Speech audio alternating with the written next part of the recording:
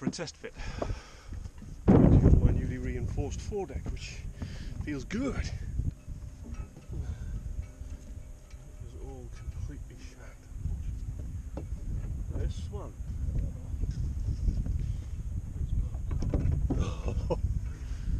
Yes.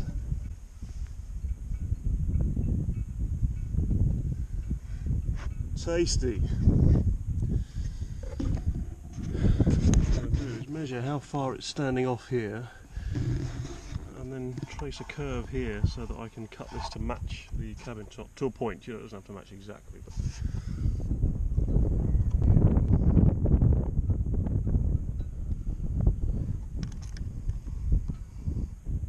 marked my forward curve there. That's not symmetrical. It certainly starts and finishes the same distance from the edges. I've marked one on the aft edge as well. So there it is, back to the workshop.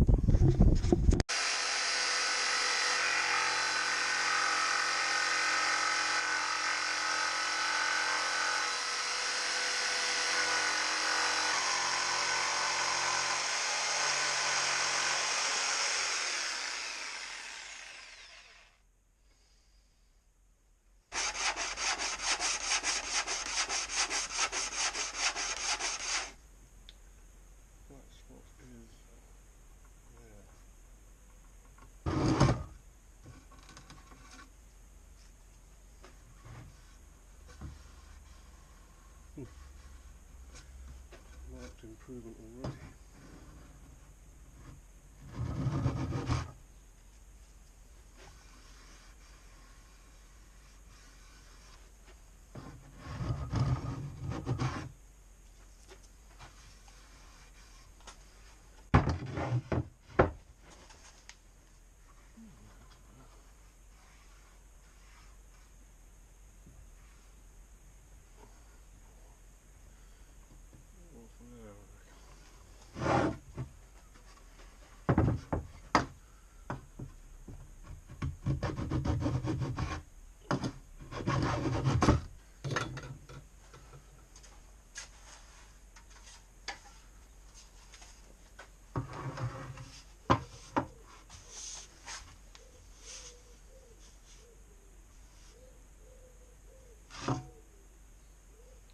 I think that's there. I don't think I want to do any more with that. I think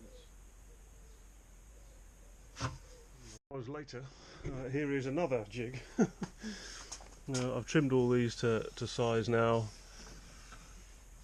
so they all look nice. A few little bits where it's torn into it a little bit. So Iroko, it does that, you know. It is jigged, it is glued.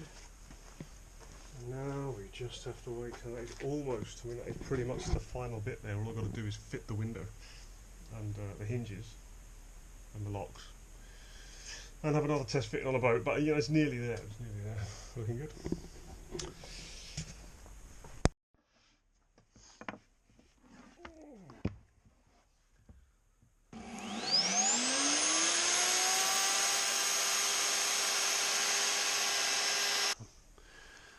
Not bad. Not bad. It's a hatch. It's a hatch. I've just put a wash coat of varnish on there. Just watered down quite a lot with white spirit, or thinned with white spirit. I'm crap at varnishing. But at least that wash coat will show up any imperfections. That's what it looks like at the moment. And whilst on the camera it probably looks pretty good. I think if I can catch the light right, which I probably can't, there are a few little chibs in the surface there, nothing horrendous. And I think the answer may be to cure my crap varnishing. Lots of thin coats instead of trying to get it on there in too thick ones. Anyway, that's it for now. So normally when I varnish things, the results are shocking. Really, really disappointing. To be fair though, I normally use the lowest quality varnish I can possibly get my hands on, and I don't do a great deal of prep. I mean I do, but I obviously not enough, and clearly the cheap varnish is a bit of a false economy. So I've got some of this. I've cleaned my brushes. I'll put the varnish away, I'll put everything away. Now we'll see. So I've just been down the boat and removed the original hatch cover there, or hatch glass. Covered in bird shit, of course, like everything else is. There's the old handle to the hatch that broke off in my hand. What's left of it. The new window is only this big, so with any luck I'll be able to get the best bit out of that. I'll do a little test piece with the bandsaw first to make sure that the bandsaw will actually go through it without shattering it, but should be alright.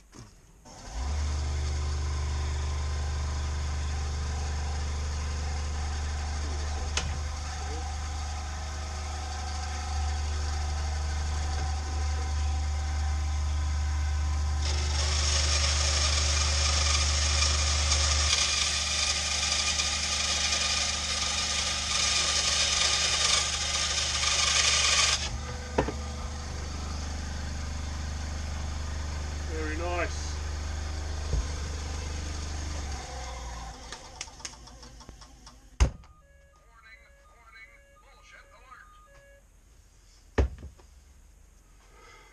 Okay, that went surprisingly well. It's a good clean cut. It's exactly the shape that I want it to be, and it's left the masking tape on. I'm just going to round the corners off and sand these a bit, and then I'm going to try and drop it into the hatch and we'll see how it looks. Check out that varnish. I'm completely sold on the Epiphane stuff now. It's a complete winner. Oh.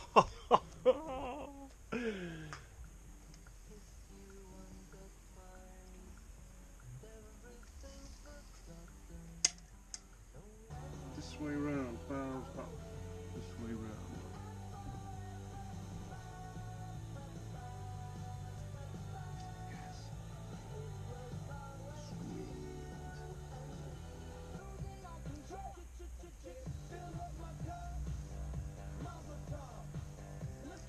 Oh yeah.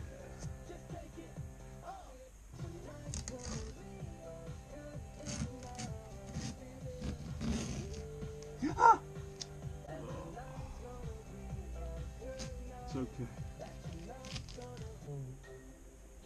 The sun ain't changing the atmosphere, architecture unfamiliar. I could get used to this. Time flies by in the yellow and green. Look around and you'll see what I mean. There's a mountain top that I'm dreaming of. Beneath the hot sun, feeling like someone. Beautiful.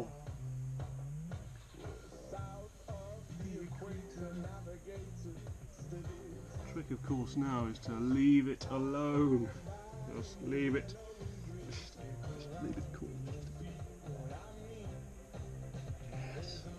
That's all the masking tape off, and everything cleaned up as best I can. And I think you can see there the Sikaflex has completely filled the joint there. A little bit of tidying up to do on the inside, but that varnish job I'm very pleased with. I mean, you could pick holes in it. It's not perfect, of course, and there are dust spots and a few little runs here and there, but it's well protected, and certainly from any kind of distance it looks beautiful, absolutely beautiful. All I've got to do now is let that Sikaflex dry and then fit it.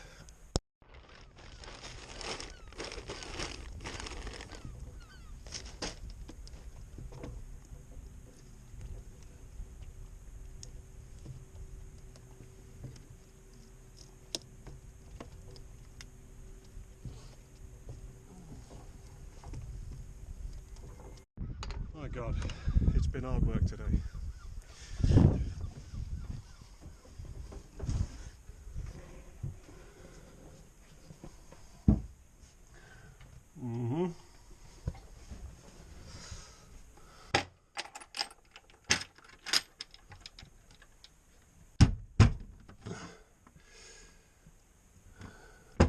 There it is.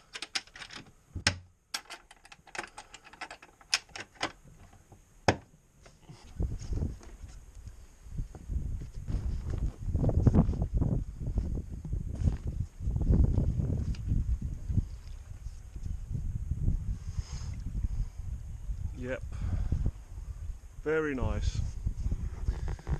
It is done. Need some more varnishing. Notice it's gone really hard, this varnish. I could sand and recoat that, and in the winter I will. In the meantime, I've got to tidy this up, cut this across here, put a bit of paint on it, just to seal it until I get around to doing it properly in the winter when it's laid up. But there it is, my new hatch. Lovely. Should show you opening and closing really, shouldn't I?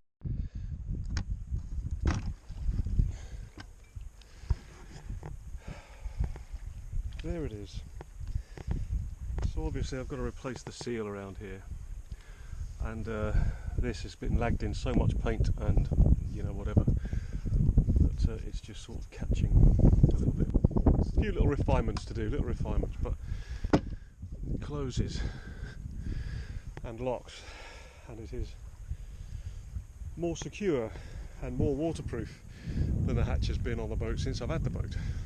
So it's a winner, I think. Lots and lots of learning points there.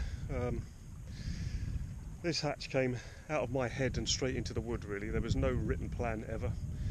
In terms of you know, anything written, all I really did was write down the measurements for the circumference of the hatch, you know, the sides of the hatch. That was all. I didn't do a plan or anything. That was a mistake. Next time on projects that are even sort of half as big as this really, that is what I'll do. I will come up with some sort of written plan, some sketches and some proper measurements, because I think it will make things easier. The other thing that I probably should mention, first of all I should shout out to my brother really. I should thank him, because he is a beacon of knowledge and encouragement in what is sometimes a sea of ignorance and can't be arsedness. So I should thank him for that. His name's Mark. He's got his own YouTube channel, Scout for Life. Look that up. The other thing really to mention, whenever you do anything to a boat that could be regarded as a classic, you've got to think very, very carefully about what you're changing and how that will look and how that will affect the character of the boat. I laboured long and hard over the decisions for this, because I have changed it. The profile of the boat now is a little bit different, because on a twister, the classic twister look is that the front of the coach roof comes right up to the hatch and becomes the hatch, and the hatch opens that way. I've changed it the other way around now. Form follows function. It is a personal preference. I would rather the hatch open forwards, so that at anchor or at a mooring I can open it and get some breeze through the boat. And all the arguments about, well, if you open it at sea you'll get a green wall down there, you know, if you're crazy enough to open the forehatch in a seaway, then you deserve to get a wave down there really. And I don't think it would matter which way the hatch opened. There are no plans to do anything like that. So in terms of which way the hatch opens, it's personal preference. My preference is this way. I've stuck with a flat hatch top there, whereas, you know, a slightly more normal thing to do would be to have a curved one, and that is kind of a nod really to the twister traditional shape. But obviously I've made it out of wood instead of doing what would be the easy thing and would take 1/10 of the time, which is to lay one up out of fiberglass. Anyway, I'm happy with the results. By all means, put something in the comments below and let me know what you think. There it is. Oh, I like it. I like it.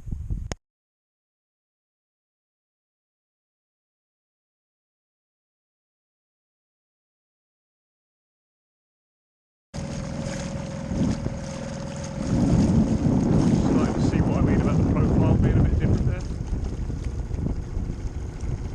I think that hatch is actually lower than the one before it.